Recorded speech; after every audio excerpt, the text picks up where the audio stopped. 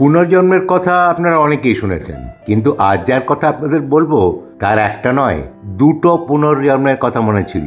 তিনি এমন একটা ভাষায় গান করতেন যে ভাষা তিনি নিজেও জানতেন না, মানেও বুঝতেন না। এনার নাম স্বর্ণলতা মিশ্র, যিনি বিয়ের পরে স্বর্ণলতা তিওয়ারি হন। নমস্কার, হাসজারু চ্যানেলে আপনাদের স্বাগত। 1948 সাল, 2রা মার্চ 1948 সালে ভারতের মধ্যপ্রদেশের শাহপুর গ্রামে স্বর্ণলতা মিশ্রের জন্ম হয়। তার বাবা M.L. মিশ্র ছিলেন একজন প্রশাসনিক সহকারী, অর্থাৎ অ্যাডমিনিস্ট্রেটিভ অ্যাসিস্ট্যান্ট। 1951 সাল, স্বর্ণলতা তখন 3 বছর বয়স। একদিন সে তার বাবার সঙ্গে গাড়ি করে কাটনি শহরের ভেতর দিয়ে যাচ্ছিল। হঠাৎ তাদের ড্রাইভারকে সে বলে যে গাড়িটা ঘুরিয়ে নিয়ে একটা নির্দিষ্ট রাস্তা দিয়ে যেতে।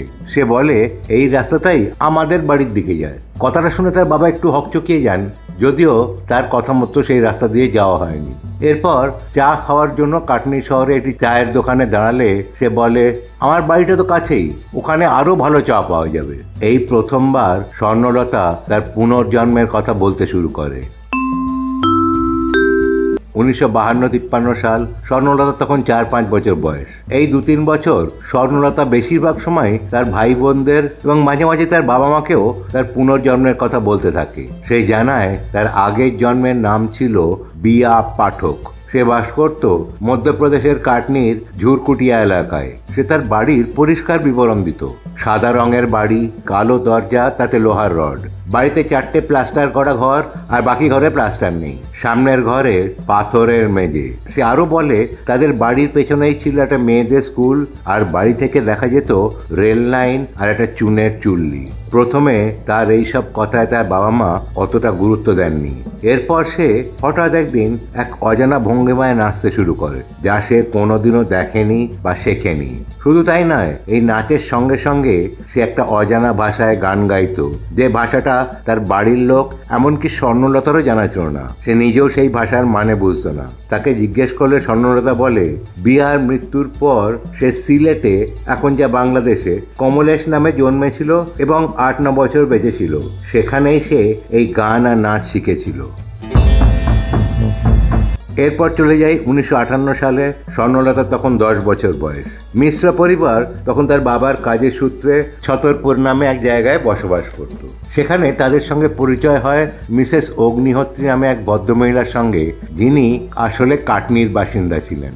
আশ্চর্যজনকভাবে স্বর্ণলতা তাকে চিনে ফেলে এবং তাকে একটা অদ্ভুত কথা বলে, যা শুনে তিনি চমকে ওঠেন, কারণ সেই কথাটা তিনি ও বিয়া ছাড়া কেউ জানতো না। স্বর্ণলতা বলে সে যখন বিয়া ছিল তখন তারা এক বিয়ে বাড়িতে গিয়েছিল এবং সে ও মিসেস অগ্নিহোত্রী ল্যাট্রিন বা টয়লেটের জন্য অন্যায় হয়ে খুঁজেছিল।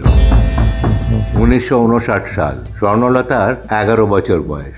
ইউনিভার্সিটি অফ রাজস্থানের প্যারাসাইকোলজি ডিপার্টমেন্টের প্রফেসর H.N. ব্যানার্জি এই ব্যাপারে গবেষণা করার জন্য মিশ্রা পরিবারের কাছে গিয়ে পুরো বিষয়টি জেনে কাটনি গিয়ে পাঠক পরিবারের সঙ্গে দেখা করেন এবং তিনি দেখেন যে স্বর্ণলতার দেওয়া তার বাড়ির প্রত্যেকটি ডিটেলস একদম ঠিক। তিনি জানতে পারেন সেই পরিবারের মেয়ে বিয়া 40 বছর বয়সে 1939 সালে মারা গিয়েছিল।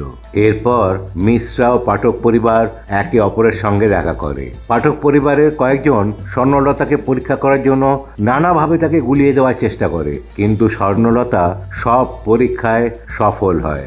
প্রথমে বিয়ার ভাই হরি পাঠক মিশ্রাদের বাড়িতে হঠাৎ করে চলে আসেন। স্বর্ণলতা তাকে দেখে তার ডাক নাম বাবু বলে সম্বোধন করে। এরপরে আসে বিয়ার স্বামী চিন্তামণি পাণ্ডে এবং তার ছেলে মুরলি। তারা নিয়ে আসে আরও 9 জনকে, যাদের মধ্যে কয়েকজনকে বিয়া চিনত আর কয়েকজনকে চিনত না। স্বর্ণলতা বিয়া যাদের চিনত তাদের প্রত্যেককে সঠিকভাবে নাম ধরে চিনে ফেলে।